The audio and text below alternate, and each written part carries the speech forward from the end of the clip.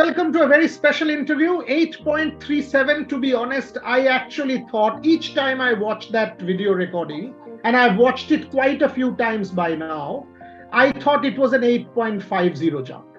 And of course, the screen said it all, the celebration said it all, but 8.37 can't digest. Can't digest. But you know what? One such 3 centimeter difference, it's good now because the Asian Games is coming, the Olympic Games is coming, and our demands from Murali Sreeshankar will only keep growing. We will keep putting him under pressure because in India we don't have a long jumper like him. We've never had a long jumper like him. So all of a sudden we have a Neeraj Chopra, we have a Murali Sreeshankar, and our demands keep growing. Thank you very much, brother, for joining me. Many congratulations on the 8.37. Did you also feel it was an 8.5? Actually, sir, after the jump, I was very excited because the jump was like when I saw the my mark of the jump, which was close to the measurement board, I thought it was almost an 8.50 jump. If not an 8.50, definitely an 8.45 plus jump. So I was really excited to see that jump. But when it popped like 8.37 on the screen, I was like really, oh my god, like we again missed it by 3 centimeters. But nonetheless, it was a very, very good competition, very tight competition. The Taipei jumper, he was really impressive. And he jumped 8.40, incredible distance. He added like around 28 centimeters to his previous PB. But I really hoped that I would surpass the 8.40 mark because I've done that in the interstate meet. So I thought it would have been possible. And by the looks of it, it also looked like, it's a pretty far jump, pretty close to 8.50. But it is what it is. It was just 8.37, and I'll take it with it. And as you said, Asian Games is coming up, World Championships is coming up, and also Paris Olympic Games are coming up. And I'll be meeting him quite regularly in the circuit, I believe. So there is chance for redemption for sure. You will redeem yourself and do it for India. But on a serious note, now that you've been part of the circuit, you have gotten to a degree used to it. Different conditions, like in Thailand, for example, maybe the warmish conditions, you've been on record saying it helped you. You have grown accustomed to all of these, these Diamond League meets, etc. Has that helped you now to evolve as an athlete and be ready for the top league? Exactly, sir. That's a key factor that has helped me in Bangkok because the conditions here were like very hot and humid. It was almost similar to what we had in Bhubaneswar, but it was not as humid. But it was really hot here because it was like the sun rays were completely heating upon us. So we need to properly strategize our warm-up programs so that I'll be able to sustain my energy for the entire 2-hour duration of my jumps. So that's what I was looking forward to. And the planning and everything was obviously done by my father because we reached here like 1 week before and we checked the weather updates. So it was showing like hot and humid conditions. And we made a warm-up strategy, like how you have to get prepared for my jump because my event started at 4:10 p.m. So 3:10 p.m. they take us inside the first call room and we have to be seated inside.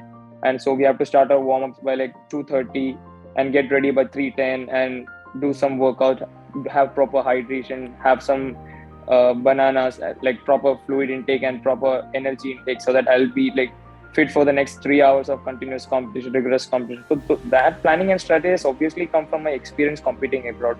It's not just my kind of instance, but I could also hear that from my friend Abdullah Abu Bakr, who just won the gold medal in the Asian Championship in the triple jump.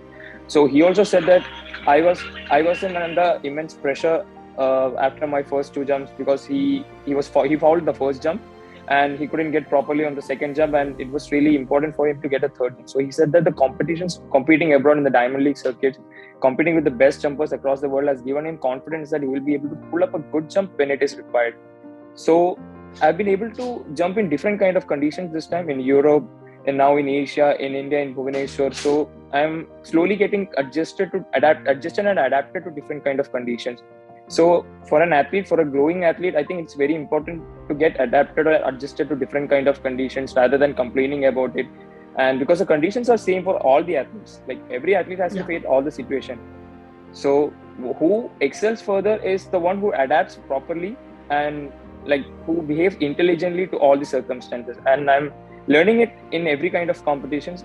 I'm also like learning from my competitors, learning from the top athletes, like how they adjust to conditions and how they behave during the competitions. So it's also helping me a lot. And I strongly believe that all my competitions with the top class athletes and the top level events like the Diamond League or the Continental Tour events is really helping me a lot. When I think of the season, you have already done Diamond League, you've done the Asian Athletic Championships. Most importantly, you've qualified for Paris. So that burden is off your shoulder now. I mean, that 8.27, you've crossed that mark, you are through to Paris. Now you have the Asian Games, but before that you have Budapest, and then you have the Asian Games. So it's a pretty long season. So what is the way forward? I mean, I was reading somewhere that you want to start your season pretty late for 24, maybe around May, and then just get ready for the Olympics. Does the fact that you have already qualified, does that make a big difference? I mean, it helps you quite a bit in that sense? It would make a very big difference, sir, because the fact that the Asian Games gets over by only the first week of October. And since this has been a very long season for all our Indian athletes, and I think it's very important for us to get sufficient amount of recovery and at the same time get solid training for the next season so that the foundation for the 2024 season is properly laid. So when we try to make a rough estimate on how our season goes in 2024, before even this 2023 season started, so when me and Dad were planning, we said that, okay, the Asian Games gets over by the first week of October, then 4 weeks complete off. I have to like 4 or 5 weeks of complete off. Then we'll probably start training by around the first week of November. So in order for me to sustain the kind of form and fitness until August 11th and from August 10th onwards, that's where my event in the events at the Paris Olympics commences. Yeah. I believe that I need to have a solid foundation. So it won't be quite appreciable if I start the 2024 season very early, probably in April or March. It won't be quite useful in the sense that I have to peak by August, because 2024 August is the time when I have to give my absolute best no matter what. So this qualification which has come early will definitely help me to plan and strategize all my preparation towards the 2024 season. So I'll get like very good recovery after this long season, because I need to get all the burden off from this season, because this has been a very, very long and grueling season for me already. And like the major championships like Asian Games and World Championship lined up. So after these important competitions, I'll definitely need to take like 5 weeks off and then get back to solid training, work on the shortcomings for this season and get ready for the next season. So probably by around May or June, I'll be able to start my season at a very good note for next year. So the question that I was asking you, with Neeraj, all of a sudden I was there in Tokyo. It was as if we have sort of all of a sudden got self-belief. Neeraj's medal. Now I see you competing at the international level, winning, whether it's the Diamond League bronze, winning this one, the silver. I see a number of triple jumpers. I see Avinash winning that Commonwealth medal. Tejashwin winning a decathlon medal, that high jump medal. All of a sudden, Indian athletes are now winning medals at the international stage. Has Neeraj's medal in that sense sort of given you all a kind of a self-belief that it can be done? Obviously, sir, like it has shifted a paradigm. Like it was a big paradigm shift in all our minds regarding, like we had the feeling that, okay, we'll be able to do it, but it was more like a kind of fairy tale thing. Okay, yes, we can do it, but it was more kind of fiction or fairy tale. But when Neeraj Bhaiya showed us that, yes, this is not fiction, it is actually a possibility, then we also started to have the feeling that, okay, we could also give them a tough fight and we could also win amongst them. So that was actually my mindset going into the Paris Diamond League, because the third place finish at the Paris Diamond League was a big moral boost to my confidence, sir. It was a big boost to my confidence level. So I also felt that, okay, I'm just a few centimeters short than the Olympic champion. So at any particular day, I'll be able to put up a good show and will be able to win medals. It's not just my perception, but now the perception of all the Indian athletes who are competing abroad has like changed dramatically, because earlier it was more about like competing and then, okay, having a placing finish. But now it's everyone have started aiming for a medal or like a personal best performance abroad, or even like outbesting the best athletes in the world. So that has actually shifted the Indian athletes' mindset to a greater extent. And I'm sure that with Paris 2024 coming up next year, it's really going to be exciting for Indian athletes. Is it realistic? I mean, all of a sudden when a young person like you break through the ranks and we are seeing 8.41, we are seeing 8.37, and all of a sudden, hopes have gone up for or even an Olympic medal, right? Is it realistic does that feel pressure? I mean, and honestly, I mean, when sort of, for example, I ask you this question, oftentimes I don't even know if it's fair on my part to ask you that, is it pressure? Because of course I am the one who is putting you under pressure here. We, the media, do that. Do you feel pressure, or do you, honestly, I'm being very candid here, because in our country we are starved of champions, okay? In athletics more so. And all of a sudden there is a Neeraj, all of a sudden there is a Murali Sreeshankar there, and we are like, oh, you know what, we can. And we tend to ask you these questions. Do you regard it as pressure, or do you like, okay, no, this is an opportunity, I can do something for India, I'm good enough? How do you see it? I don't think it as a pressure, sir, because I believe it's my responsibility. If I'm performing like pretty good at the international stage, it's my responsibility to maintain that sort of consistency, because the nation has spent a lot of hopes on me.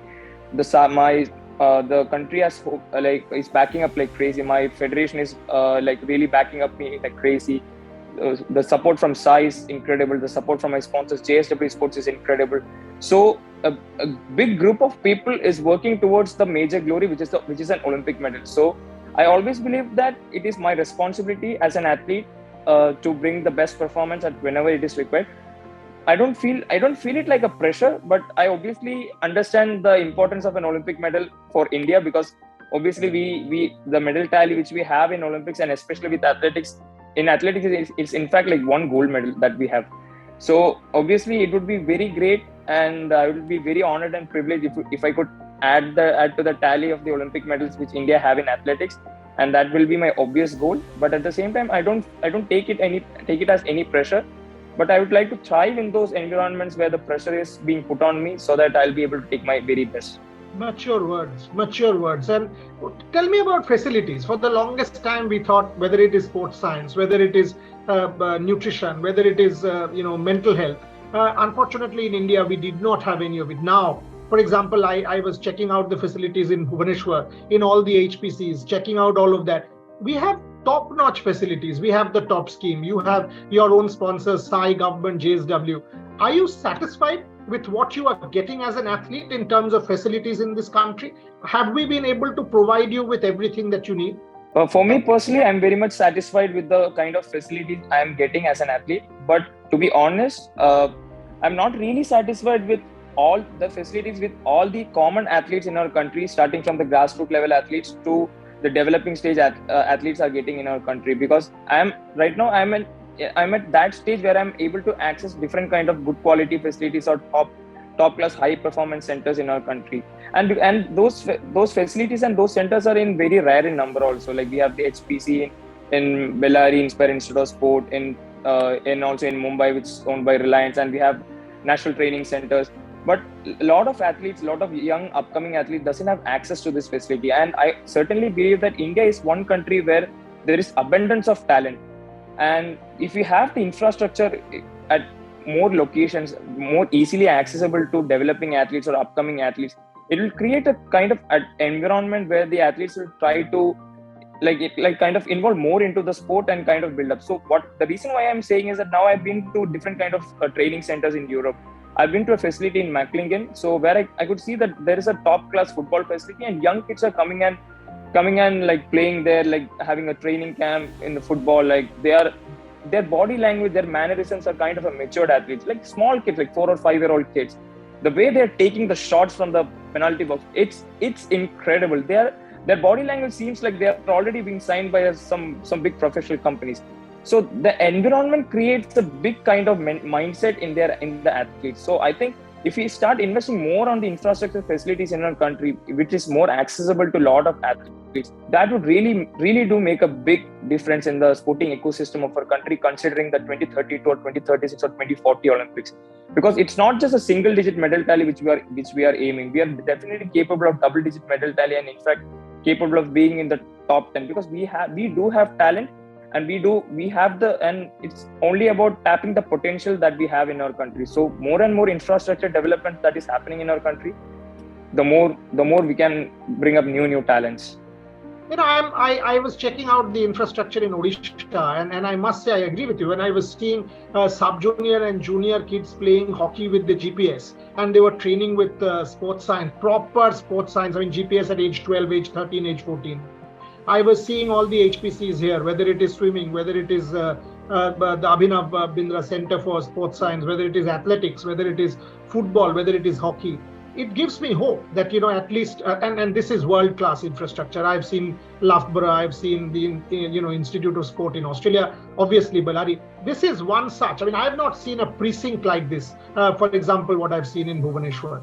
A couple of different questions. I mean, oftentimes in our country we talk about federations being, let's be honest here, and this is a candid interview. Unfortunately, federations in India are not given credit. I mean, in the sense, federations are oftentimes not the best run. But ADIL and the Athletics Federation of India, whether it's that award, they've done some really solid work, and one must give credit to ADIL and the team. When I look at other federations, unfortunately, I can't say the same, and I'm a blunt talker. Your thoughts on the federation? Actually, the best thing that our federation has done is the grassroots development program and coaches education program, because whenever I see my friends like junior athletes going for the junior national competitions or any national level competitions, like our AFI conducts a clinic or a workshop for the young coaches who have come with them. So that small thing is going to make a very big difference. And also AFI is investing a lot in talent development, like grassroots talent identification program, and also to make sure that young athletes are not overtrained by their in the young age. They are also developing a systematic and holistic programs where the athletes are groomed in a right possible way. And also now the facilities in the national camps are also changing. Like we have like new equipments like the Kaser equipment for the strength training. We have the VMAX Pro equipment. We have the OptoJump equipment. So these equipments were like an alien thing for us, for 10 years before. Now these are all very much available in the national camps, and also like the sports science centers, sports science facilities have also grown up really very high, and the athletes are monitored on a regular basis.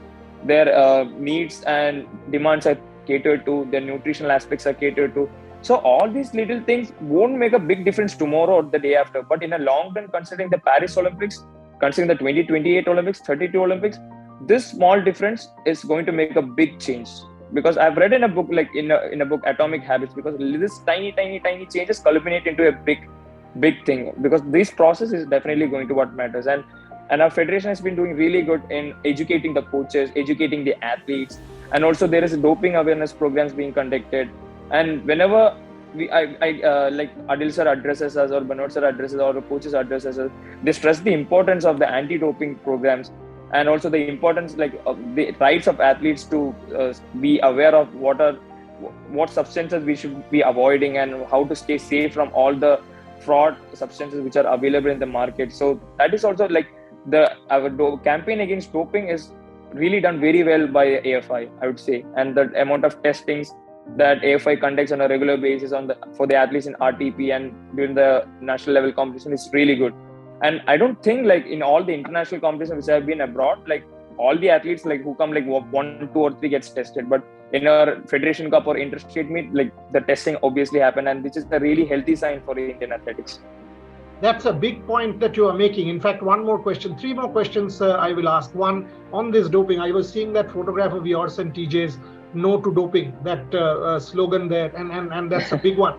Because our record in doping isn't great. I mean, even the last week, number of athletes unfortunately failed the dope test. Anjali, sometime back, Duti, etc. So you guys being crusaders against this whole menace gives me a lot of hope about doping, because I'm tired of hearing that, oh, we did not know, the coach gave this, so and so gave this. Ultimately, it is the athlete's body. Any substance that goes inside the athlete's body is the athlete's responsibility. There is no two ways about it. So as an elite athlete now, as a kind of a role model, your thoughts on anybody aspiring to play the sport on this whole issue of doping? So what you said is a very, very valid point. So what goes inside our body, we are totally responsible for it. I am having a bottle of water. This is under my control, and I am responsible for what I am having. So athletes saying that the coach gave me or the substance was contaminated is never a valid reason to substantiate that you have been tested positive for a dope test. And also it's also the responsibility of an athlete to think very wisely, and also to think of a future that lies ahead of them, and also be aware of the adverse effects of consuming all these substances. And also it's not just their name or their reputation is spoiled, but as a country, as a athletic fraternity, the entire image of that country is being spoiled, because we know what is happening with Russia, with the sanctions they are facing. So I think it's more with the education programs with the athletes. The more and more we try to educate the athletes, more and more we try to educate them about the substances which they should and they shouldn't use, and also the right training program, the fundamentals. Like I always believe that a lot of athletes have come up in a certain environment where the fundamentals of training hasn't been done proper, and this has been one reason they have been forced to use these kind of abused substances or banned substances. And also I'm very sad to say that it is a widespread thing in our country, because I've seen like small like very junior level athletes being even discussing about this issue, like what substances we should have, what substances we should use. Like I say that I've met a lot of top elite athletes around the world, and I've never heard any athlete saying or discussing about the substance they use or they have. They just discuss about the kind of hydration, they discuss the kind of sleep they should have, they discuss the kind of nutrition they should have, they discuss the kind of competition, rest, recovery and things. But this is a kind of alien thing which our junior athletes are also involving, and it's a very, very pathetic state of athletics in our country. But slowly it's getting improved with the widespread testing that we have. That's the only option. The only option to curb this out is like mass testing. I mean, get the cheats out, get people out. The more tests people fail, the more athletes go out. You will know that everybody will now know that we cannot do this. You have to test as much as possible. The only reason to curb out this is widespread testing, sir, because it also affects the morale of an athlete who comes to the competition very clean and healthy. Because, for example, there is an athlete who is jumping 7.50 and who is like around 18 or 19 years old, and he's competing with athletes who are jumping 8 meters something with a banned substance. So he's not winning any position or medals, but he's getting like his morale goes down. He believes that, okay, there is no way that I'm getting medals. So either he also gets to the way of taking the banned substances, or he either quits the sport. But that athlete may be like very talented athletes who may bring a lot of glory and laurels to our country. That affect the morale of the athlete also, who comes in a very clean path. So the only way we can curb out this thing is the awareness program and mass testing. So that's the only possible way. A word on your father, because I really think obviously you are winning and we are celebrating you, but the backstory is as important. A word on your father, please. He has been we have been traveling every time together. From the beginning of the season, we have been to US, we have been to Greece. So we go back and forth every single time, discussing about training, discussing about rest, recovery thing. We really enjoy the kind of process. And to be honest, he really misses going back home, and he's really happy that tomorrow we are going back home from Thailand, and he'll be able to spend like at least 1 week or like probably 10 days at home. He's really excited about that. And to be very honest, he has been working really hard for me, like as a coach and as a father, because he has got the 12 responsibilities. And whenever, like before the competition, I could see him like walking tensed in the corridors, like video calling my mom, telling like how my training is going. And he don't express his kind of stress or his anxiety to me, but I have seen him sharing with my mom regarding the stress or anxiety he's taking. But he's obviously very positive about the trainings, and he's very optimistic about the results which I'll be giving in competition. So at Lausanne, my performance wasn't that impressive. So he was the first person who told that, okay, next competition is Asian Championship. Pass is passed. We're going to do very good there. So it happened just like that. He just told me that you trust me, I'll make you jump very good in Thailand. And the teamwork is really going very strong, sir. So I really believe in the rough instincts of my father, because when he's probably like he's a kind of street smart. I'd say like when during the competition, like making minute adjustment, fine tuning adjustment at that particular time at that competition, he's very smart with it. And also formulating the training. Give me an example. I would say, sir, like when I first broke the national record in 2018, so my approach was like 44.50 meters. So when I when I just warmed up and had a check in my approach, my dad asked me to put the approach by like around 1.5 meters. So it was a kind of stupid thing for me, because when we change the approach in that competition, it's probably like 30 centimeters or 40 centimeters, max 40 centimeters. I won't change much, like 30, 20 or 20 plus, but he asked me to move like 1.5 centimeters. So in my mind, I thought that, okay, if something happens to my competition, I'm going to put the entire blame on my father. But that thing clicked, and I jumped 8.20 when I was like 19 years old. So he just told me that, I told you, I know that it's going to happen. But I was like, how?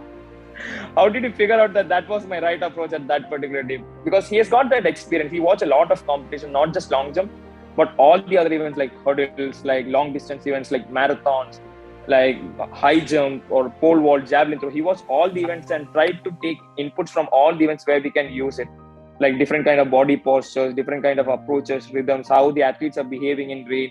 Because I saw him watching Stockholm Diamond League, and the athletes were competing in a very, very wet conditions in rain. So he was watching the women's long jump, and he was explaining me how the athletes were adjusting and how their body was moving in rain conditions. And because I finished Lausanne a couple of days before, and again in Stockholm it was raining again, so he said that this will be a kind of learning lesson for you when it will be raining next time in your competition, because we can't predict the weather, because it might be raining in Budapest, it might be raining in Asian Games. We can't predict the weather, but we have to get adjusted to it. So this time when we went for the finals of the men's long jump in Asian Championships, so he was fully prepared with everything which I need to take if it rains. Even though it was hot and humid, he was well prepared with everything.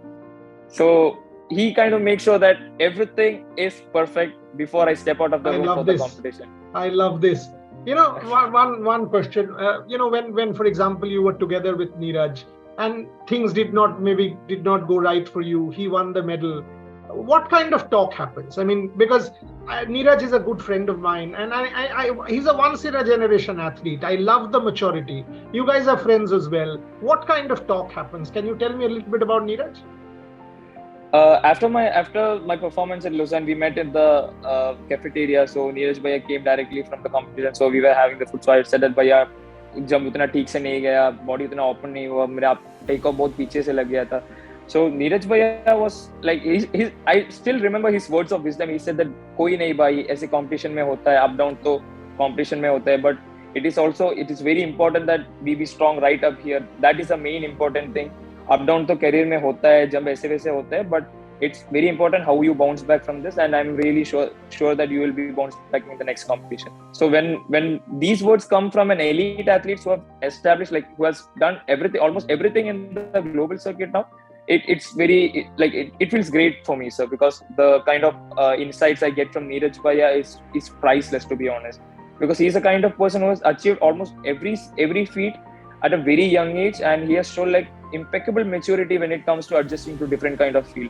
Because in Lausanne it was like very wet and it was slippery also, but he could get his nerves right, and he could get a proper throw at the right time, and he won the competition in a very tough field, because that's almost a field where he'll be facing in the Olympic Games and the World Championships as well. Correct. So whatever that's coming from Neeraj Bhaiya it's like a priceless words of wisdom for me, and I always try to engulf it just like that, because he's such a lovely person, such a humble and down-to-earth person. He always shares his insights, his experiences from competition, and that is like very valuable thing for me as a developing athlete also.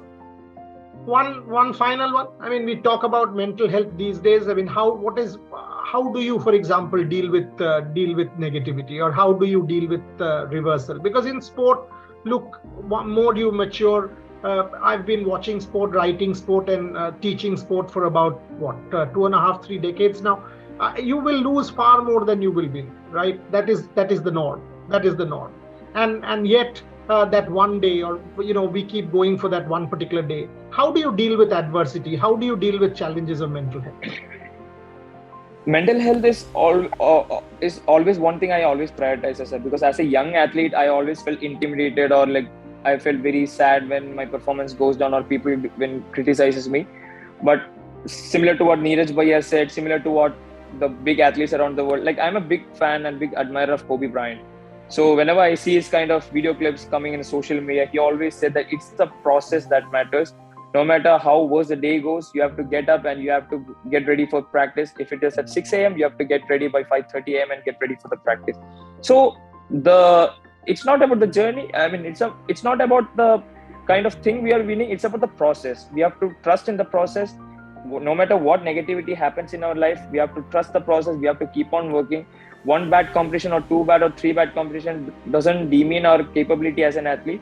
And it's also, I always feel that it's very important for me to believe my capability as an athlete and trust my coach, trust his instincts, and work continuously and work in the right direction so that I'll be able to achieve the goal. And of course, negativity is the part of every sportsman. Like if the big star cricket players can face it, face it when they're playing in a World Cup, and we can imagine the enormous, and like you have been in cricket also, so you know the amount of pressure the players might be facing in India versus Pakistan match. So if those players are thriving in the pressure and outperforming the others in the field, why not I? Because negativity is a part of an athlete, and obviously it's very important for me to thrive in the pressure and overcome all the pressures. And now I've started enjoying this process. Like when my performance goes down in one particular meet, there are people who criticize me, but I always make sure that I take the positives out of it. I'll get ready for the next recovery session, get ready for the next training session, do the work correctly, and I'll be ready for the next competition. So that's what I believe. Last one, hand on heart. Do you start to see in your subconscious or in your dreams standing on the podium in Paris or in Hangzhou? I do. I see you for you, the tricolor going up. I see me standing in the gallery and cheering for you. So I do. So I'm asking you that. That's obviously the dream, sir. That will obviously be Paris will obviously be the dream, and I'm working towards that. I will give my everything. I'll give my absolute best so that I'll be able to optimize my performance and be at the top of the podium. And I would love to see our Indian tricolor flag rising high in long jump. Not just one flag, but I would say 2 flags. I don't know if that's too much, but I would really love to see 2 Indian flags going up for the men's long jump event at the Paris Olympic Games. So that's. I mean, it gives me goosebumps when I see that. I mean, it happened in Rio in the Para Games with Varun and Mariappan in the high jump. I hope it happens in Paris in some of the events, whether it's you and Jasmine. Who knows? I mean, who knows? Fingers crossed. Because that's the dream. So we are sure that we will be able to do that. Exactly. I mean, optimism is what we thrive on, and that's what keeps us going. I will be there in Hangzhou cheering for you, and I will be there in Paris with the entire Rev Sports team. There'll be 5-6 of us in Paris and 5-6 of us in China. That's another mission, by the way. We will not simply cover cricket. We will cover every event from on ground with the full team. There were 7 of us in Birmingham for the Commonwealth Games. There'll be 5-6 of us in Paris cheering for you guys. So, very, very happy to have had this conversation. Wish you all the very best, to you, to your father, to the family. Enjoy the break and keep going. And know this, all of India will be there for you. We are all there for you with all the support. Thank you very much. Thank you, sir. Thank you so much.